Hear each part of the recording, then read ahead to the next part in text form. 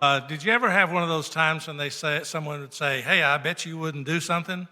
Well, here we are. We got it today. I'm guessing we have a lot of guests today, with this being our children's music program. For those of you who don't know me, my name is Steve Seabury. I'm the missions director here at our church. And as a reminder to all of us, we're in our month of our Christmas missions offering. This is our third week, and each week we've been highlighting a particular ministry or so. And so today it's our pleasure to introduce three more that are in our ministry portfolio. So here's a question. How many of you have traveled internationally? Just a quick wave of the hand. You've traveled internationally. A lot of you. I'm not surprised at all. It seems like we do have a lot of travelers. When you go to another country, you don't know the language, you don't know the culture, you don't know the customs. You may know a little bit of language as part of your traveling, but you're a visitor. You go, you have your fun time, and then you come back. Imagine if you were going and you were staying, and you were going under duress, maybe a political situation in your country. Who knows what the situation could be. And that is what is the case with many, many people. And we have the privilege of having a ministry to refugees in the basically West Fort Worth area. A lot of these families are from war-torn countries. There are a variety of reasons they're here.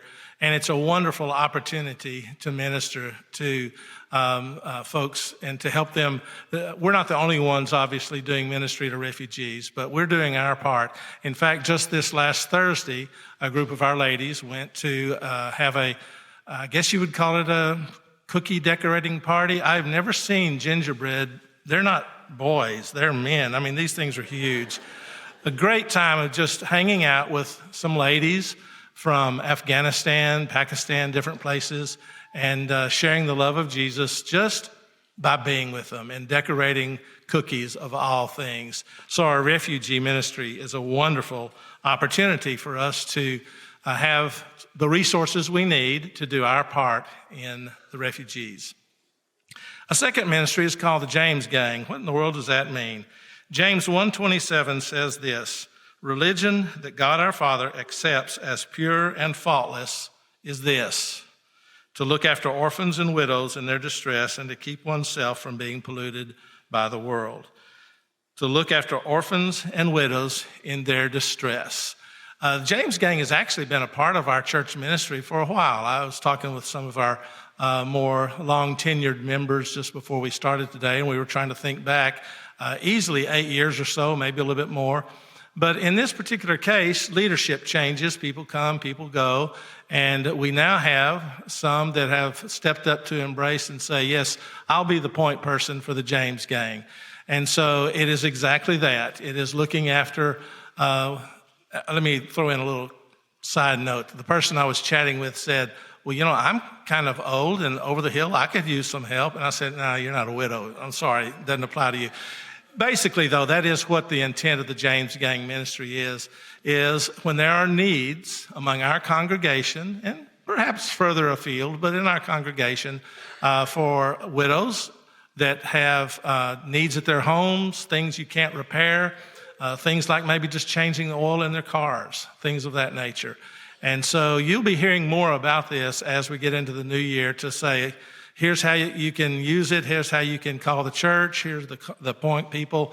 But this is to introduce or reintroduce the James Gang to our church as one of our ministries. And then third in our list, go ahead, that's fine. Let her rip. And then the third one in our list is called the Snack Sacks. What in the world are snack sacks?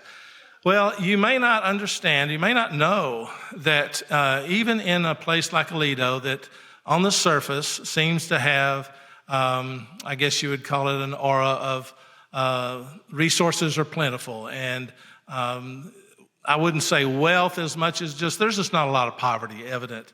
And yet, in our school system, those children who come to Aledo schools that qualify for free and reduced lunches, meals of that sort, they're more than you would expect. I did not have time to look up numbers, but they are there. And that's what this ministry is that we do at our church. We prepare sacks, snack sacks, to give to the kids on Friday afternoons for them to have some basic food supplies each weekend, and then it picks up again.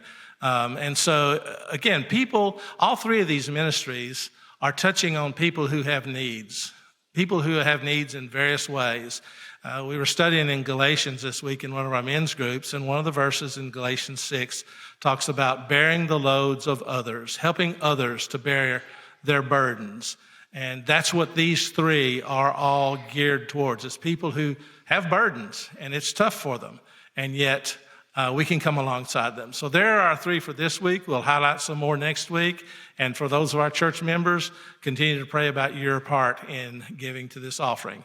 With that being said, I will conclude my comments on the missions and ask Sean Powell to come forward, and we'll get the kids part going.